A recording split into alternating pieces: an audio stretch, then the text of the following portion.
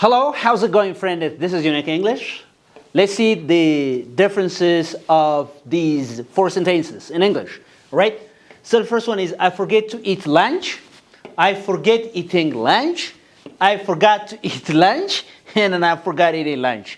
Let's see it, all right? So the word forget ምን ማለት ነው? ቤክሳ መርሳት አይደል? እሺ መርሳት የምትል ነገር አይደል? I forget to eat lunch ማለት ምን ማለት ነው? ምን ማለት ነው በአማርኛው? I forget to eat lunch.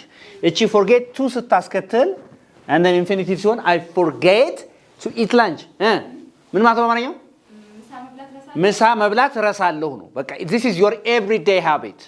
All right? ስለዚህ ምሳ መብላት ረሳለሁ። ምሳ ምንድን? መብላት ረሳለሁ ነው። ምሳ መብላት ረሳለሁ ነው። ኦኬ ሁለተኛው I forget eating lunch. ing ሲሆንስ I forget eating lunch.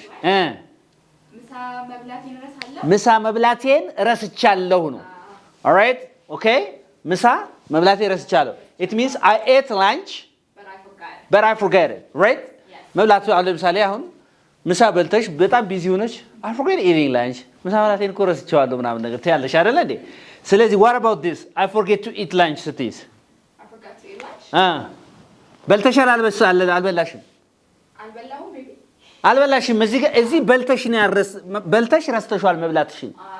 ኦልሬዲ አክሽኑ ምንድነው ማለት ነው? ዳን ተደርጓል አክሽኑ እዚህ ጋር ያለው ማለት ነው። ነገር ግን እንደበላሽ ትረሻዋለሽ ማለት ነው።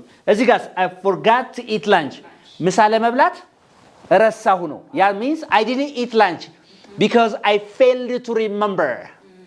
ማስተዋወስ ለመብላት አላስተውሽም። ስለዚህ እዚህ ጋር ምንድነው ድርጊቱ ማለት ነው? I didn't